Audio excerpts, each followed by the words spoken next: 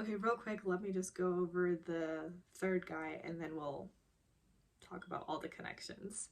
Park Hyun-jun is the third guy. He is just now opening a Chinese restaurant, and he's good enough that he could have been a chief chef somewhere, but he's taking a risk because this is his dream, is to have his own place.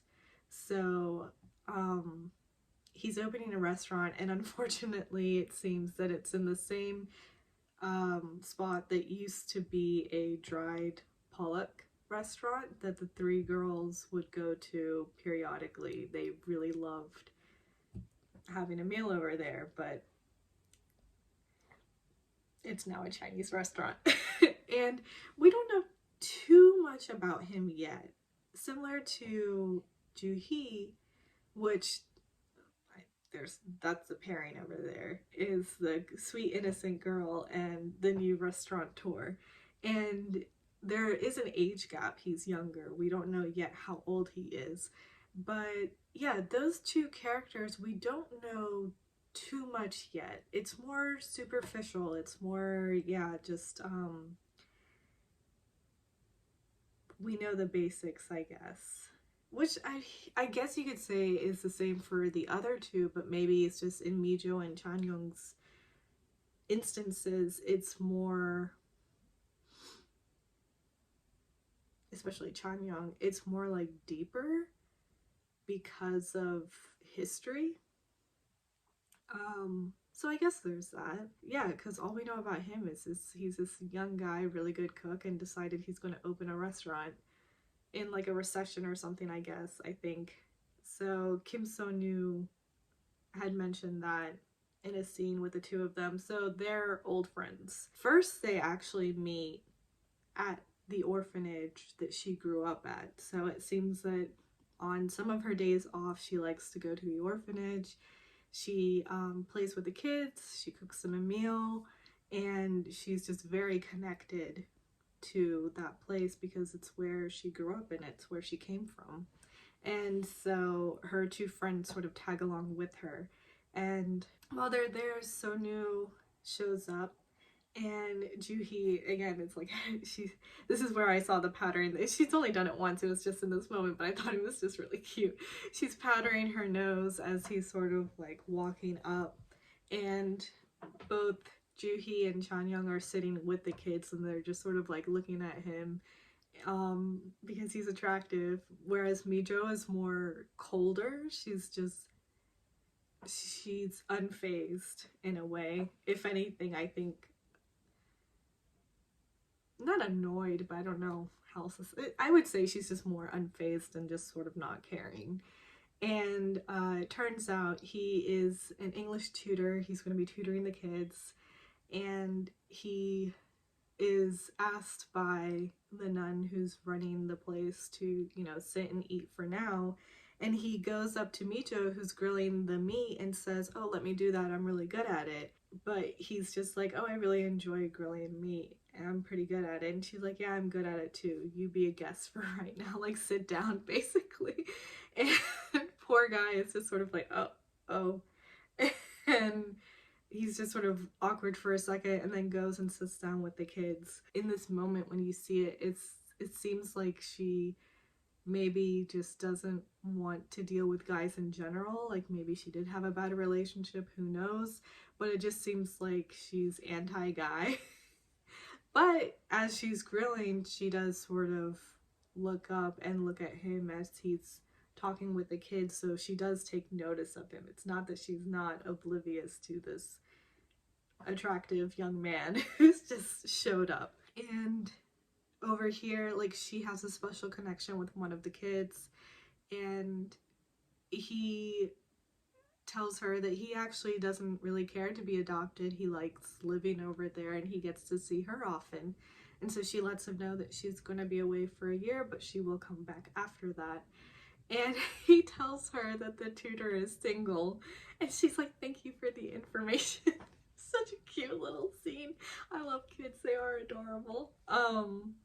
So her and her friends leave, and Kim So-nu is doing sort of odd fixings around the place.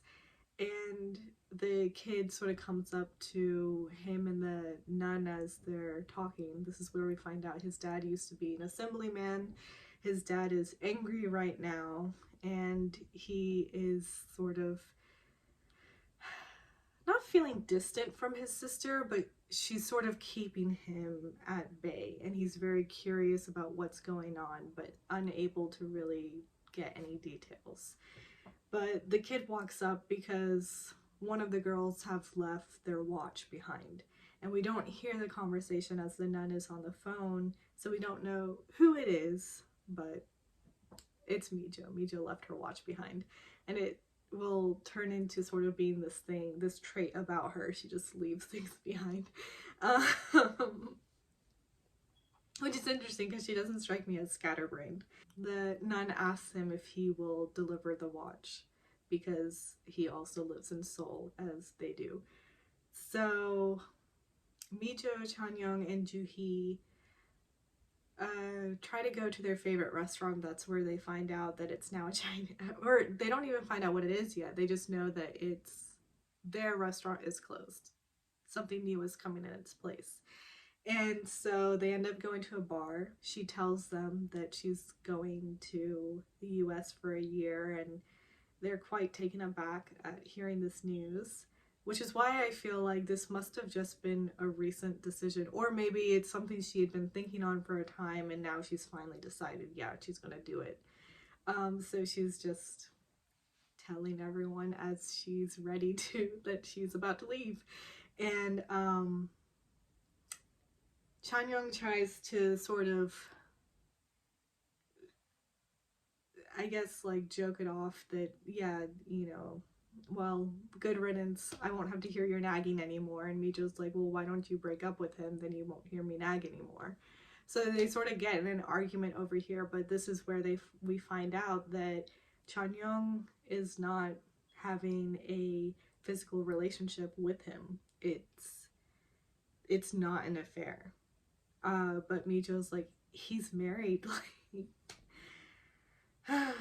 But she comes out and says that what upsets me is you're wasting your 30s on him. Like, nothing is going to happen over there, and you keep being invested in this guy and not just letting him go.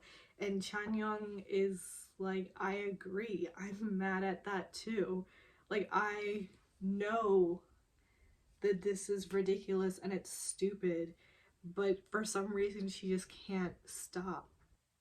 Oh, so Mijo is waiting for, she knows that the nun has sent somebody to bring her watch to her, and she's drunk and she sort of looks across the street and notices there's a flower shop, and she's looking at the flowers in the display window and sees the peonies.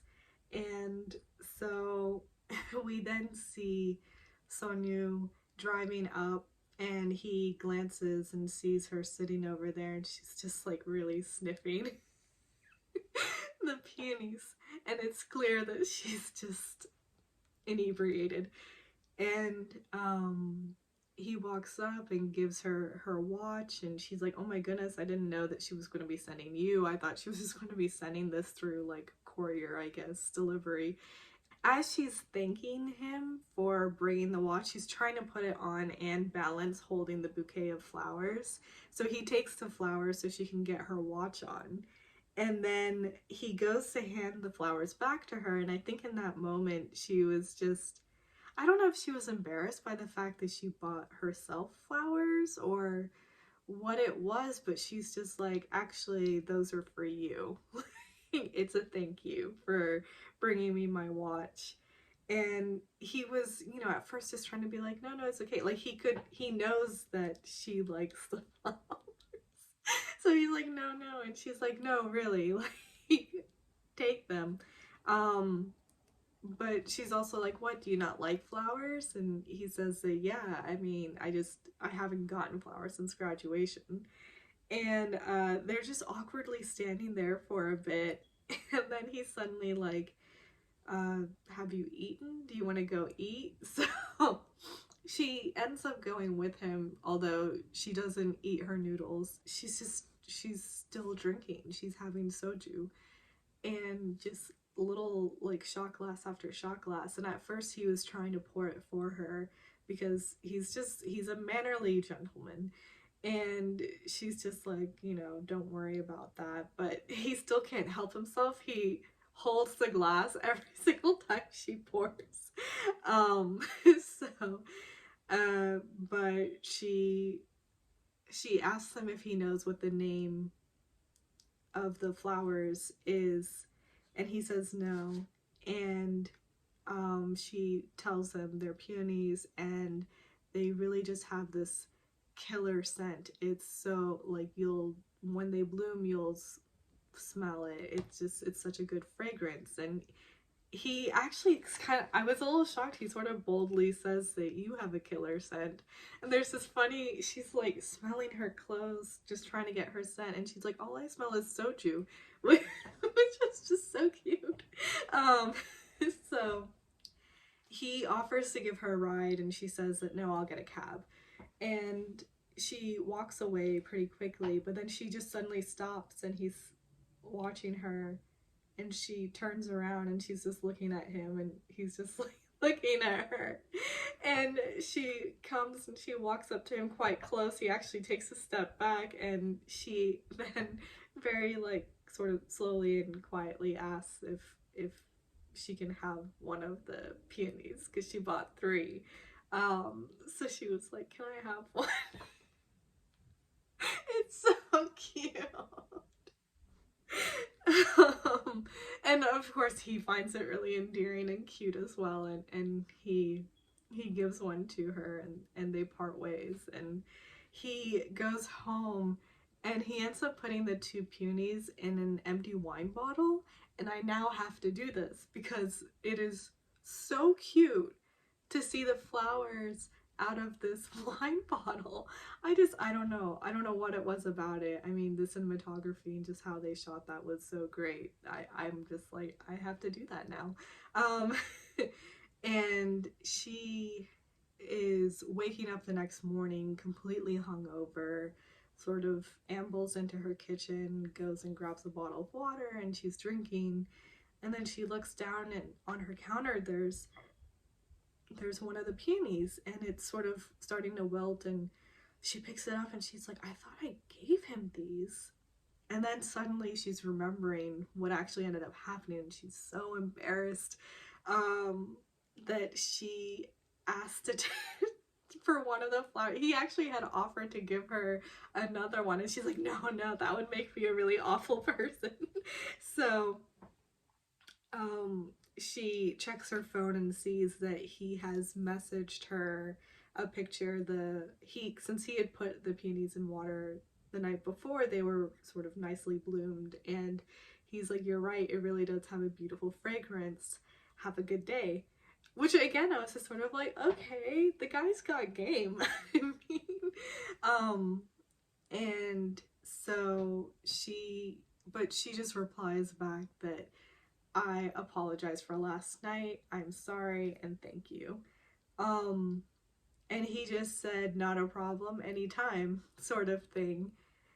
So he's really just, I was surprised because he didn't seem like someone who would be able to play it cool, I guess, but he really is. And I like seeing it. I just feel like they're all quite adulty, you know, just very, and they're handling things just super well.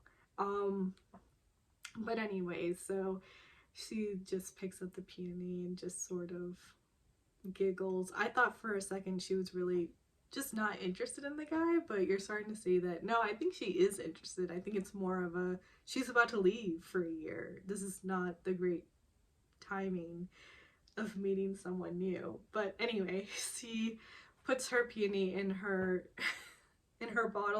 plastic bottle of water, and I love the juxtaposition over there. It's so great. So anyway, next is Chanyeong.